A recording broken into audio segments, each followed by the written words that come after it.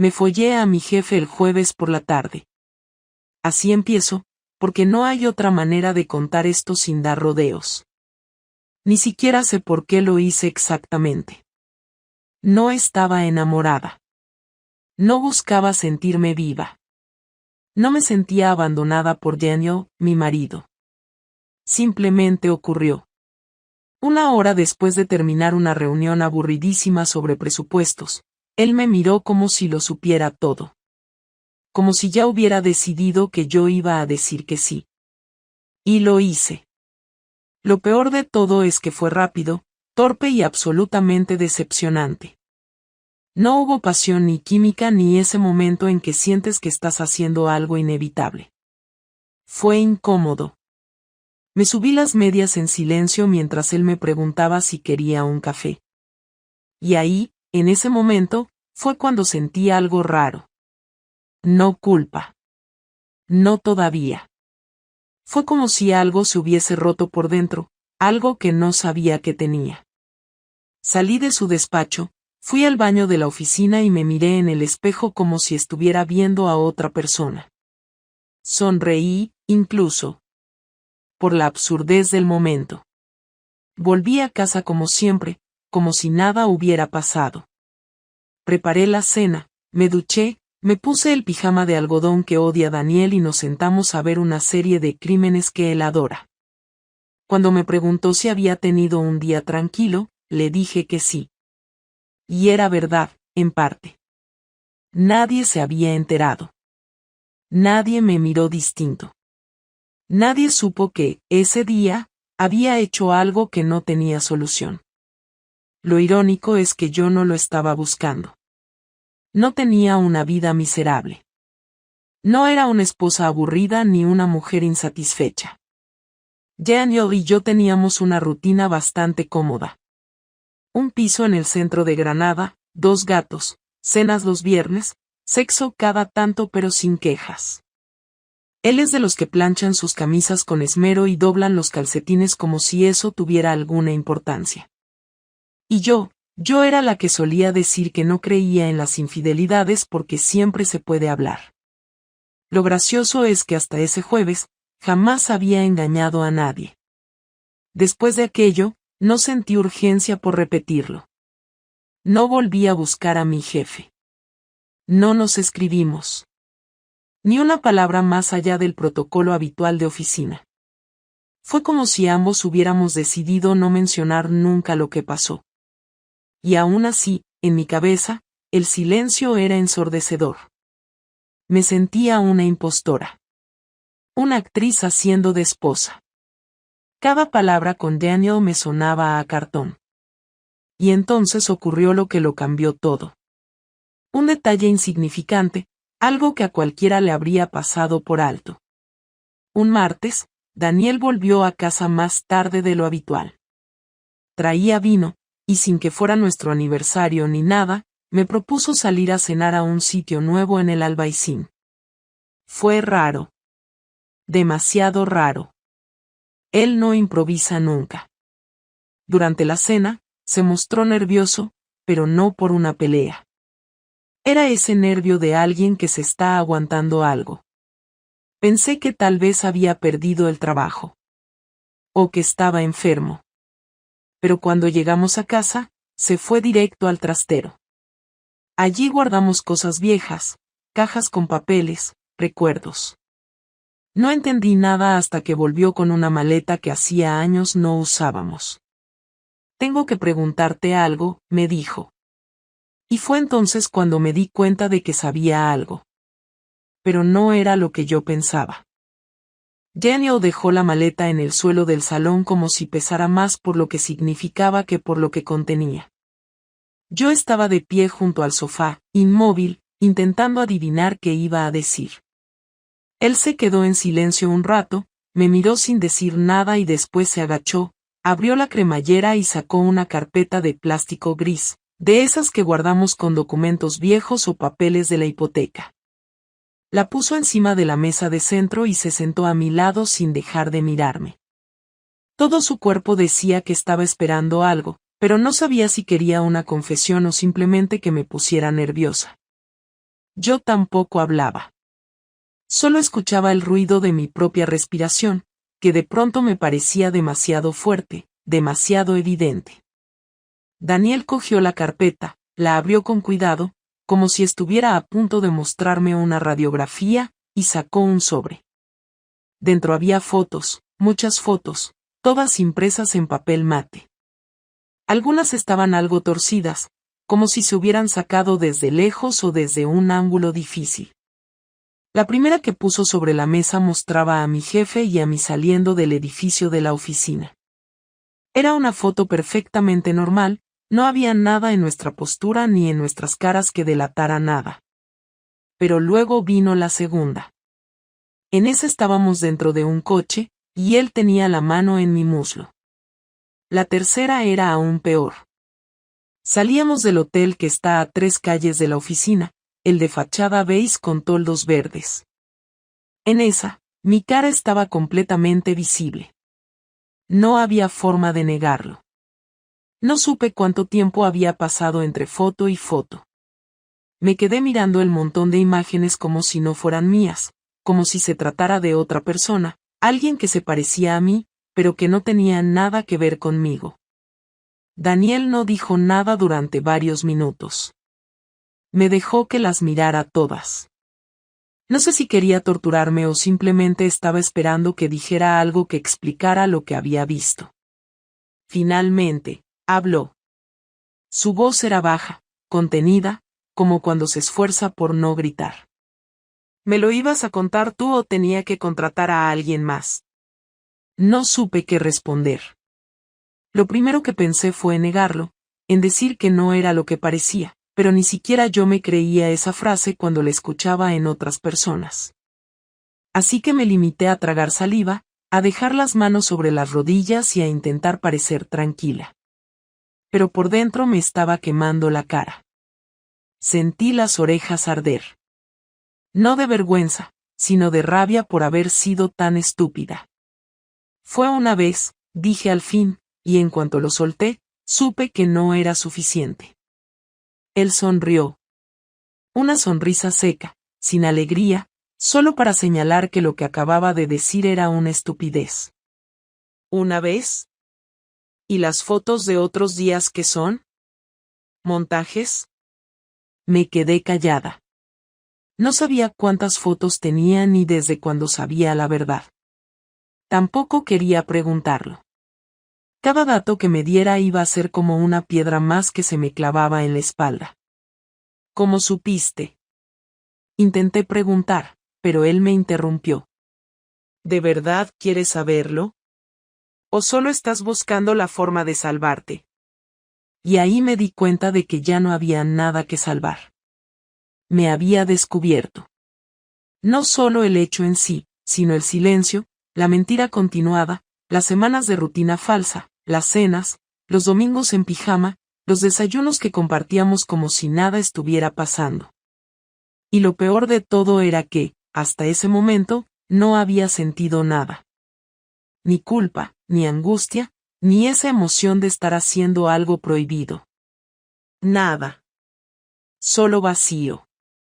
Pero ahora que lo tenía delante, con las fotos, con su mirada, con su silencio, me di cuenta de que había cruzado una línea de la que no se vuelve. No te lo conté porque pensé que si no lo sabías, no te haría daño, le dije, y en cuanto lo solté me arrepentí.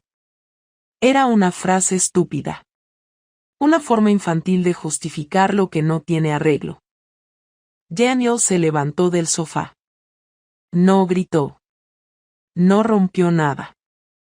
Solo se puso de pie y empezó a caminar por el salón como si necesitara moverse para no explotar.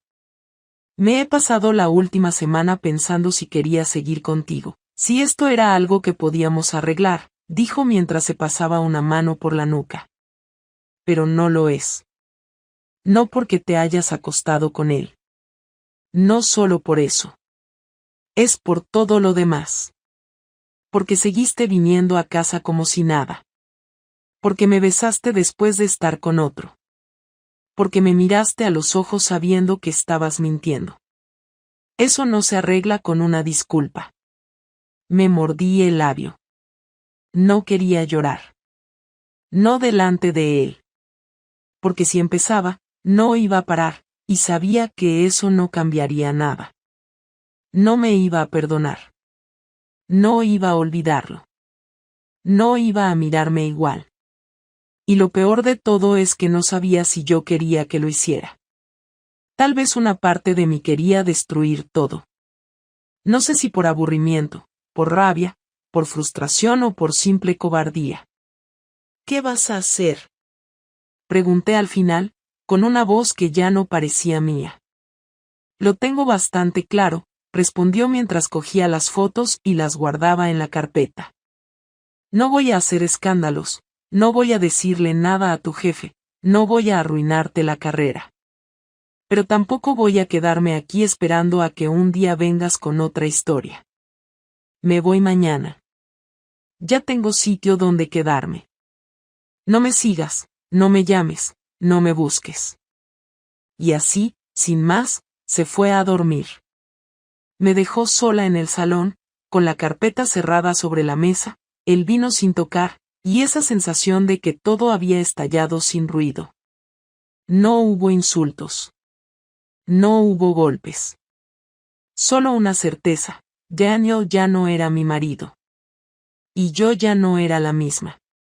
La mañana siguiente fue una de esas que empiezan antes de que suene el despertador, no porque uno tenga algo urgente que hacer, sino porque la cabeza no sabe descansar y te empuja fuera de la cama aunque sigas medio dormida. Abrí los ojos y tardé unos segundos en recordar exactamente en qué punto estaba mi vida, pero cuando miré al lado derecho de la cama y vi que Daniel no estaba, lo recordé todo de golpe. La habitación estaba en silencio. Él ya se había levantado y no sabía si era porque no quería verme o porque prefería evitar cualquier posibilidad de conversación. Me quedé sentada en la cama con los pies en el suelo, sin saber qué hacer primero, si vestirme, si bajar a buscarlo o si meterme en la ducha para retrasar lo inevitable. Me decidí por bajar al salón porque necesitaba enfrentar lo que venía, aunque no tuviera muy claro qué iba a decir. Daniel estaba en la cocina preparando café. No tenía la cara de alguien que ha llorado ni la expresión de quien está a punto de perder la calma. Tenía esa tranquilidad incómoda que anunciaba una conversación dura. Me miró un segundo, lo justo para reconocer que había entrado en la habitación, pero no dijo nada. Puso una taza extra sobre la mesa sin preguntarme si quería café, como si estuviera actuando por inercia. Me acerqué despacio y me senté frente a él. Durante unos segundos ninguno habló, y el único ruido era el del vapor de la cafetera. No sé ni por dónde empezar, dije al final, porque alguien tenía que romper el silencio antes de que se hiciera insoportable. Empieza por lo que no me dijiste, respondió él mientras se servía café. Empieza por todo lo que omitiste mientras hacías vida normal. Me apreté las manos, porque aunque sabía que tenía razón, no sabía cómo explicarle algo que ni yo misma entendía. No podía decir que me había enamorado de mi jefe porque sería mentira. No podía decir que estaba infeliz en mi matrimonio porque tampoco era cierto. No podía decir que fue un impulso, porque los impulsos no duran semanas y no se convierten en fotos tomadas desde distintos ángulos y días. La única verdad era que había cruzado una línea que ni yo sabía que tenía en mi cruzar. No pensaba que afectaría a nuestra vida, dije, sabiendo incluso antes de terminar la frase que sonaba como una idiotez. Pues afectó, respondió él. Y no por lo que hiciste, aunque eso ya es suficientemente grave, sino por lo que hiciste después. Estuviste aquí fingiendo, riéndote conmigo, acostándote conmigo, diciéndome cosas que ya no correspondían a la realidad. Eso es lo que no puedo entender. Me quedé callada. No tenía cómo justificar eso. No tenía un plan ni una excusa convincente. Me limité a bajar la mirada y respirar hondo. Sé que te fallé, sé que no tiene defensa, pero no quiero que pienses que lo nuestro nunca me importó, dije despacio, intentando que mi voz no sonara como una estrategia para suavizarlo todo. Daniel soltó una risa amarga, una que no buscaba herirme pero que dejaba claro que no se creía mis palabras. ¿Cómo voy a pensar que te importaba si tomaste la decisión consciente de ocultarme todo? Eso no se hace a alguien que importa, dijo con una calma que dolía más que si hubiera gritado. Me acerqué un poco en la silla, intentando mantener la compostura mientras buscaba alguna forma de explicar lo que ni yo tenía claro. No lo conté porque tuve miedo de perder lo que teníamos. Pensé que era mejor que no lo supieras. Pensé que con el tiempo se me pasaría ese descontrol que me entró y todo volvería a estar como antes. Pero no sabía que había fotos, no sabía que estabas investigando, no sabía que estabas sufriendo por mi culpa. Él apoyó los codos en la mesa y me miró directamente, no con odio sino con una mezcla de decepción y cansancio. No entiendes nada. No me duele que lo escondieras por mí, me duele que lo escondieras por ti. Porque sabías que si me lo decías, se te acababa todo este juego. No querías perder tu matrimonio, pero tampoco querías dejar lo otro. Y mientras tanto, yo era el estúpido que iba por casa pensando que estábamos bien. Ese comentario me clavó una punzada en el estómago. No porque fuera cruel, sino porque era verdad, aunque yo nunca lo hubiera expresado así dentro de mi cabeza.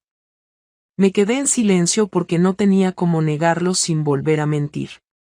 Sé que piensas que ya no puedo reparar esto, dije intentando sostener su mirada, pero estoy aquí, sentada delante de ti, porque quiero hablarlo, porque quiero decirte la verdad sin esconderme. No estás aquí para reparar nada, me interrumpió. Estás aquí porque te he puesto las fotos encima de la mesa. Si no fuera por eso, seguirías haciendo tu vida normal. No quiero que vengas ahora con discursos de recuperación cuando lo que pasó no ocurrió ayer ni antes de ayer. Ha pasado suficiente tiempo como para que hayas tenido muchas oportunidades de decirme la verdad y elegiste no hacerlo. Me mordí la mejilla por dentro para no desmoronarme. No sabía cómo darle una explicación que no sonara como una excusa infantil. Todo lo que dijera iba a parecer construido después del desastre. Si quieres que me vaya hoy mismo, lo puedo hacer, dije, aunque sabía que no quería ser yo quien tomara la decisión final, pero tampoco quería prolongar algo que estaba claro que ya no era sostenible. Daniel negó con la cabeza y se levantó. Caminó lentamente por la cocina, como si necesitara espacio físico para procesar lo que decía. No quiero que te vayas hoy, sería demasiado precipitado para los dos. Ya decidí que me voy yo, pero eso no significa que tenga que salir corriendo ahora mismo.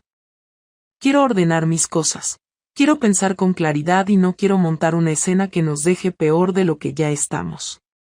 Se giró hacia mí y apoyó las manos en la encimera. Pero quiero una cosa, solo una. Quiero que me digas si esto que pasó con él sigue. No quiero detalles ni explicaciones. Solo quiero saber si sigue. Sentí la garganta cerrarse, porque era una pregunta que tenía más peso que cualquier otra. No era un por qué, ni un cómo, ni un cuándo. Era una pregunta directa que definía si había algún futuro posible o si todo estaba totalmente perdido. Respiré hondo y respondí. No sigue. No he vuelto a estar con él después de ese día. Daniel me miró fijamente, intentando ver si estaba diciendo la verdad o si era otra capa de mentira sobre la anterior. ¿Te lo contó él o lo digo yo? Preguntó con una firmeza que me hizo estremecer.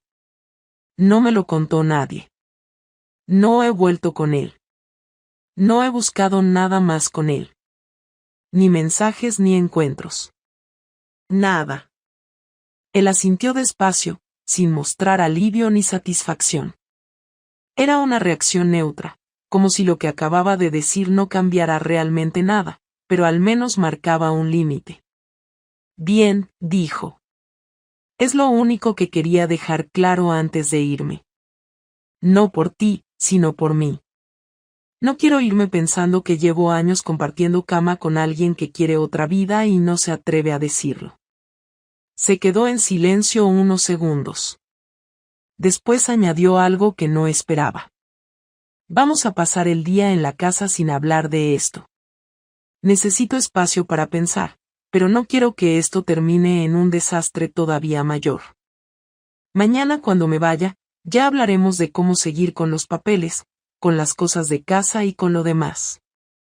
Luego se fue al pasillo, cerró la puerta del dormitorio detrás de él y me dejó allí, sentada en una cocina que ya no sentía como mía. No lloré.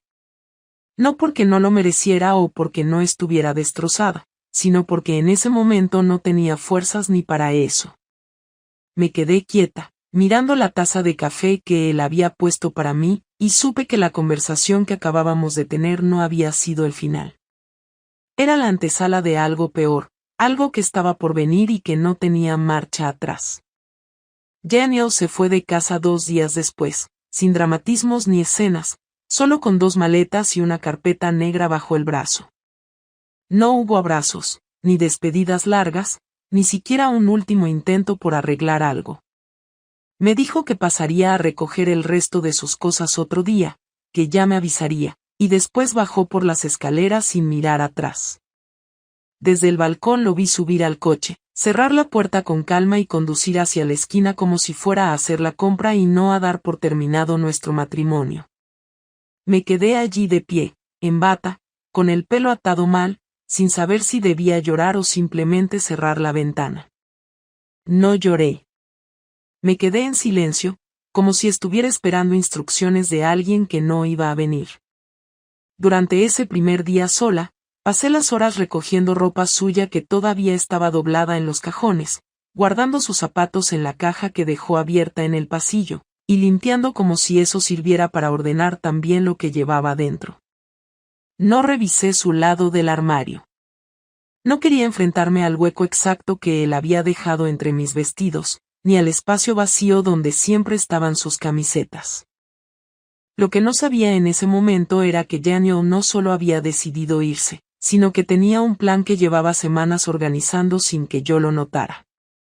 Me enteré 3 días después, cuando abrí mi correo electrónico y vi una notificación del banco. Al principio pensé que era algún aviso rutinario, algo de la hipoteca o del seguro del coche. Pero no. Era un resumen de los últimos movimientos de la cuenta conjunta. La que usábamos para gastos comunes. La que tenía todos nuestros pagos automáticos vinculados. Al revisar los detalles, me di cuenta de que Daniel había vaciado la cuenta la mañana en que se fue. No dejó ni un euro. No había error. No era un traspaso parcial ni un movimiento compartido. Era una retirada total hacia una cuenta a su nombre que yo no conocía. Llamé al banco pensando que podía haber una explicación lógica, que tal vez se había equivocado o que era una medida temporal. Pero no. La operadora me confirmó que la cuenta estaba cerrada. Sin previo aviso. Sin posibilidad de reversión.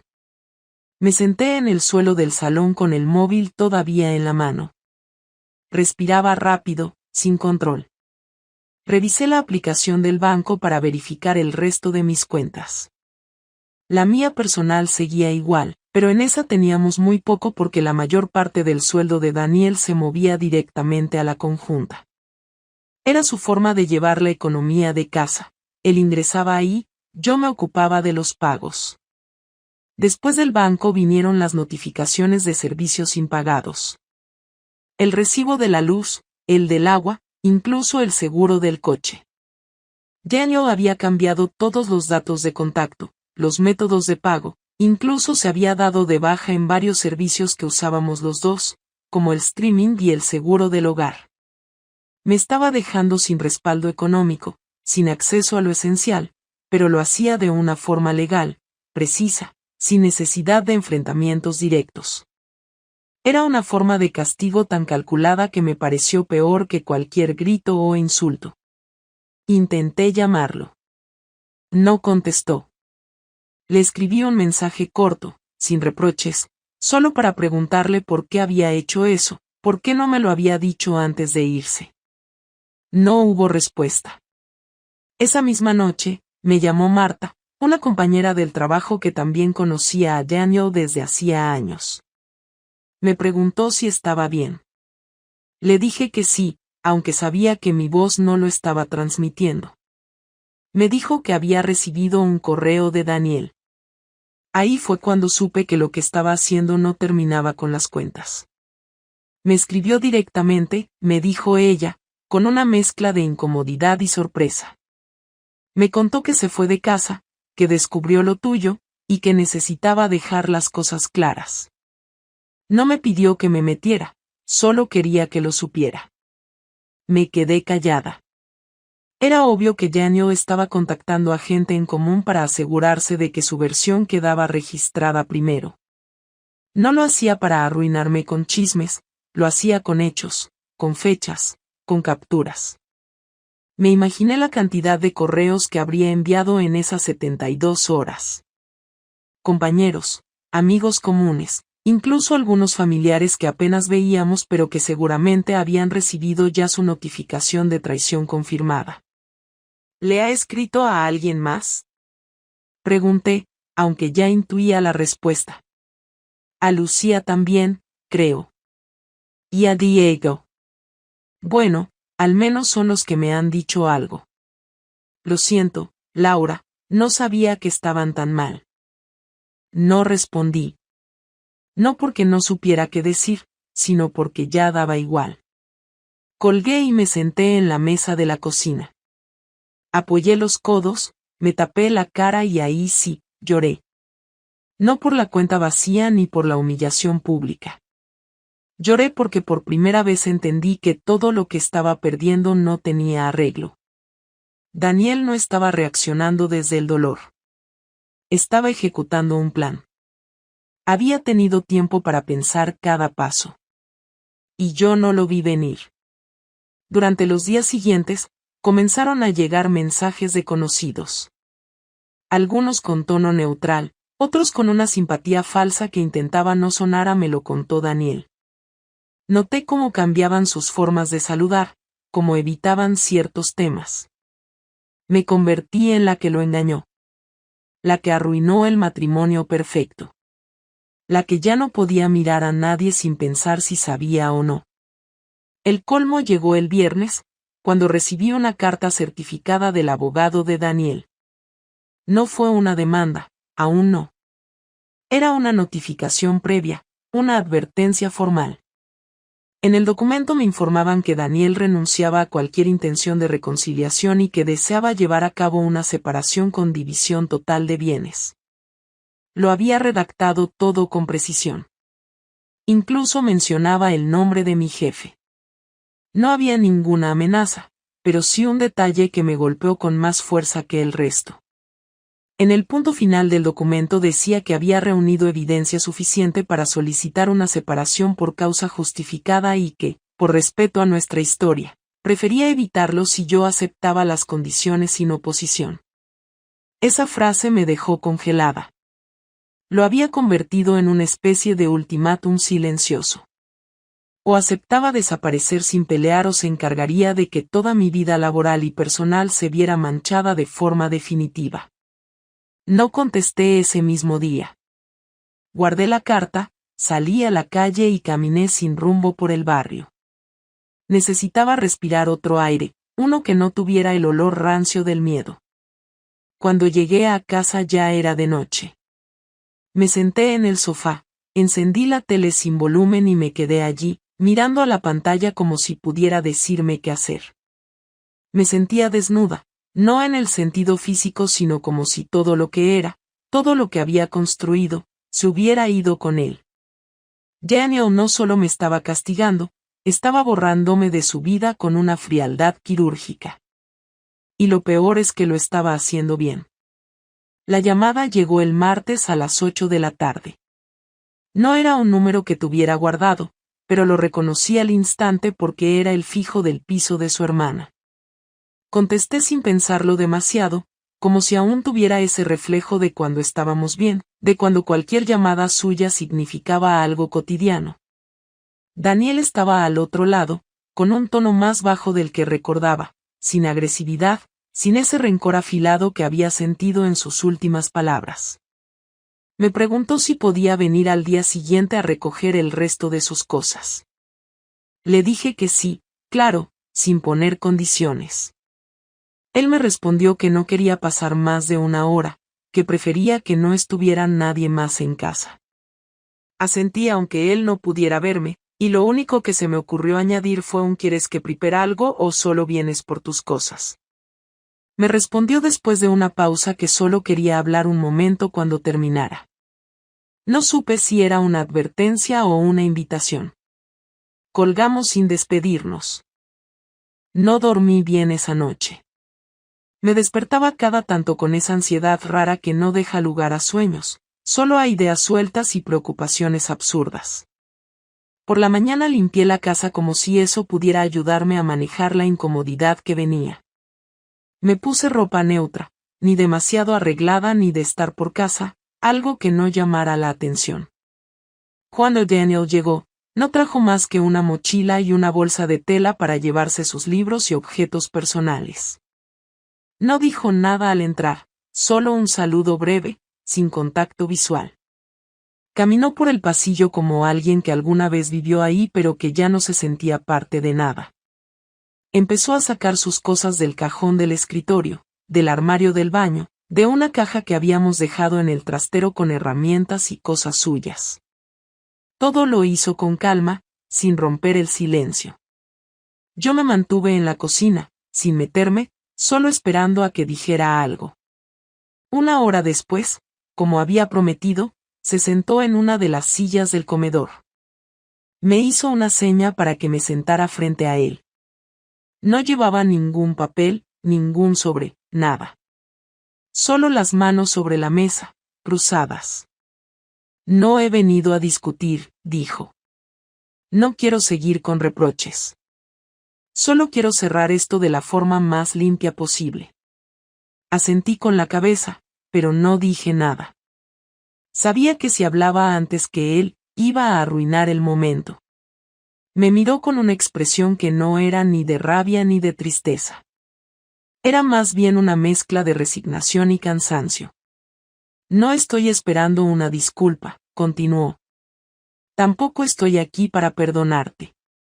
Ya hice las cuentas, ya tomé mis decisiones, y no quiero volver a revisar cada cosa que pasó. Pero sí quiero una última conversación, algo que nos permita entender qué hacemos ahora con lo que queda. Le pregunté qué quería saber exactamente. No lo dije en tono desafiante ni a la defensiva. Lo pregunté como a alguien que de verdad ya no tiene más recursos para improvisar. Quiero saber si tú también sientes que esto está terminado, me dijo.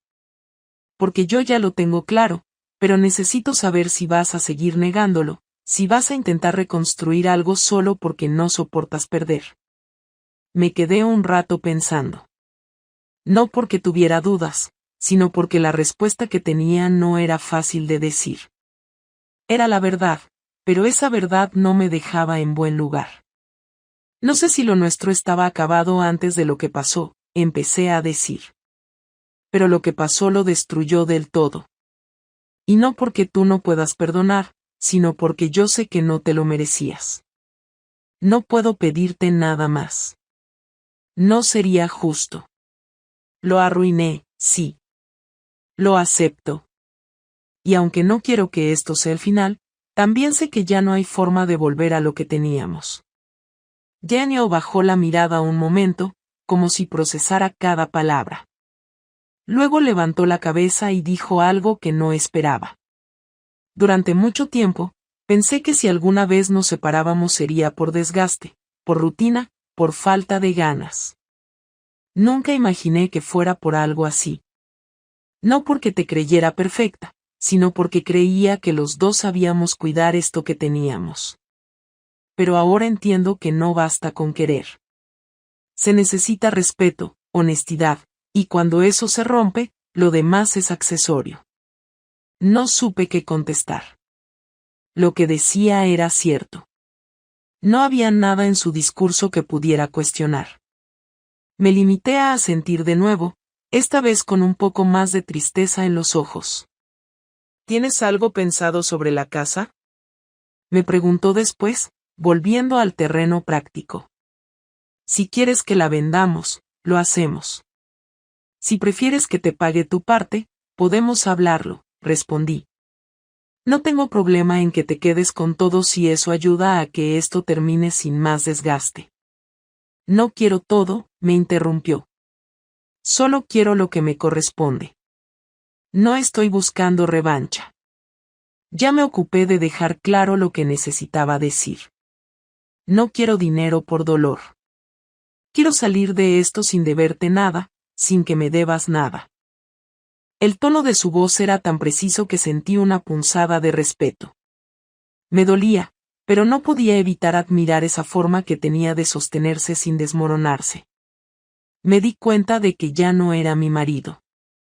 Era un hombre que había tomado control de su vida, que había hecho el duelo por anticipado y que ahora estaba cerrando los restos de una historia que había terminado sin ruidos, pero con consecuencias definitivas.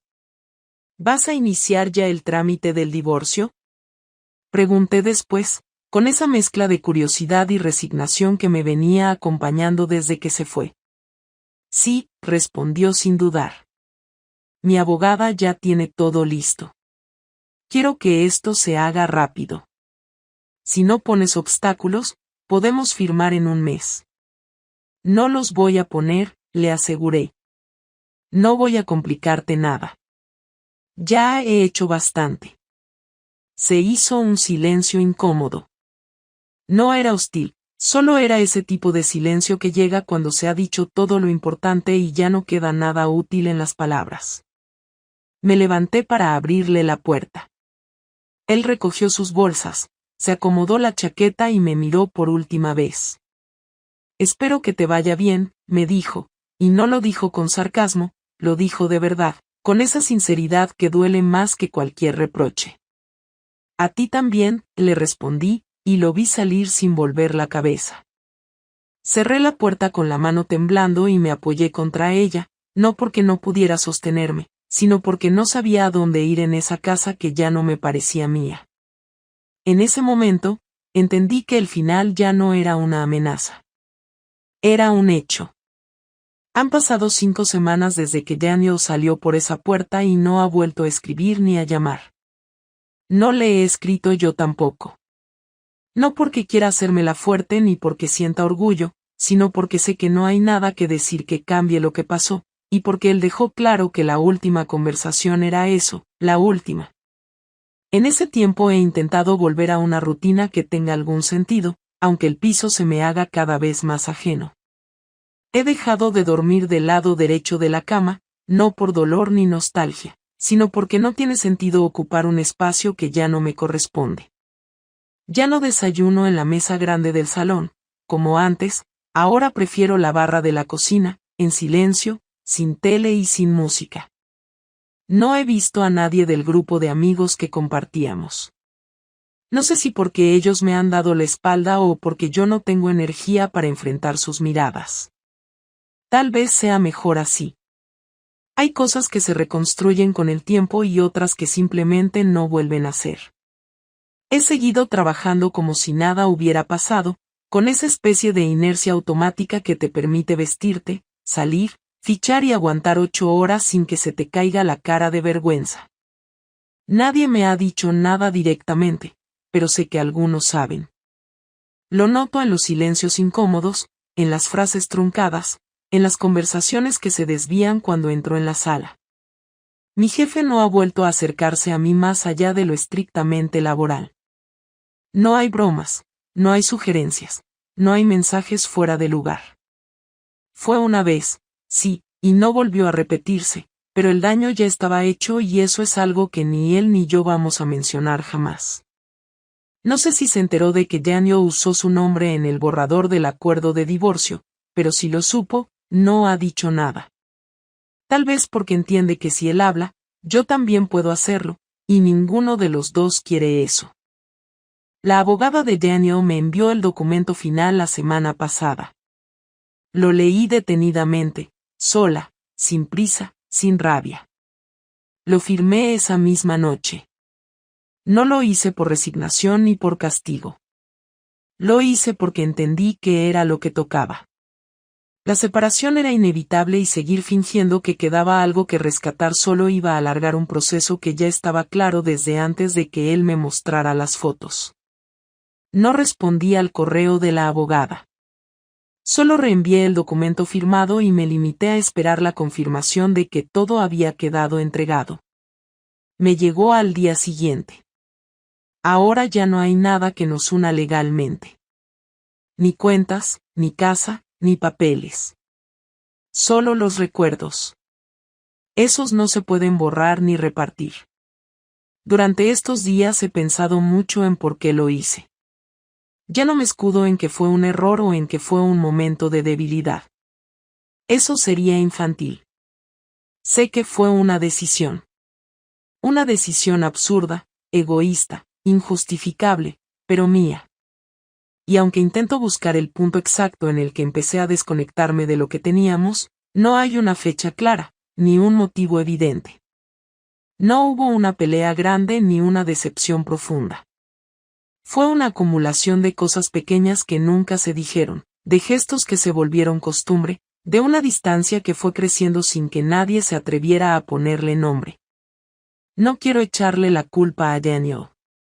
No se la merece. Él fue constante, atento, incluso paciente cuando yo ya estaba mirando hacia otro lado. Tal vez por eso mismo me costó tanto hablarlo. Porque sabía que no tenía excusa, que no era una cuestión de incompatibilidad ni de aburrimiento ni de rutina. Fue cobardía. Y una parte de mí lo supo desde el primer segundo. No creo que Daniel vuelva a confiar en mí, y tampoco lo espero. No me interesa pedirle perdón porque entiendo que para él eso ya no tiene valor. No me interesa reconstruir la imagen que otros tienen de mí. No me interesa justificar nada. Lo que sí quiero es entenderme yo.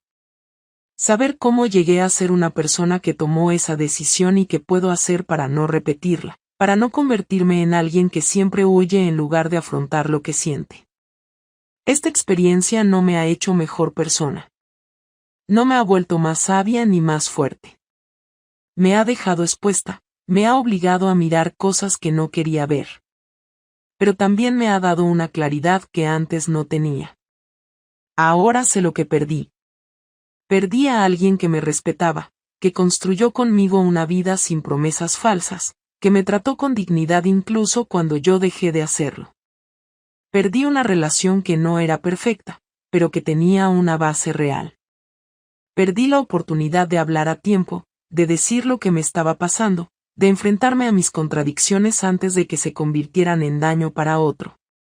Perdí la confianza de alguien que no la regalaba fácilmente. Y eso no se recupera con arrepentimiento tardío. También aprendí que el silencio es una forma de violencia cuando se usa para esconder lo que uno no quiere admitir. Que la omisión no es neutral. Que el engaño empieza mucho antes de que se consuma físicamente. Que hay decisiones que no se toman en un solo día, sino que se construyen con cada elección pequeña que uno justifica a medias. Me engañé a mí misma antes de engañarlo a él. Y en ese autoengaño me fui perdiendo hasta que ya no quedaba nada que pudiera salvar. No sé qué va a pasar conmigo en el futuro. No tengo un plan. No estoy buscando una redención ni un nuevo comienzo perfecto.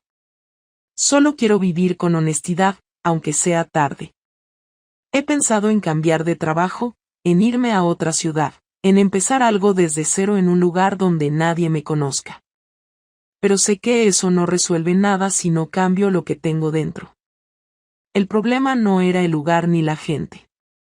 Era yo. Así que por ahora me quedo aquí. Con mi error. Con mi responsabilidad. Con mi proceso lento de entender qué quiero hacer con la vida que me queda.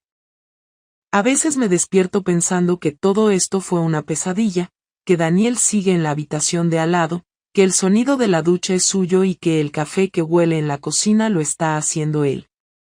Pero después abro los ojos y veo el lado vacío de la cama, la taza sin usar en el estante, las cuentas a mi nombre y la libertad que ya no pesa como un privilegio, sino como una consecuencia.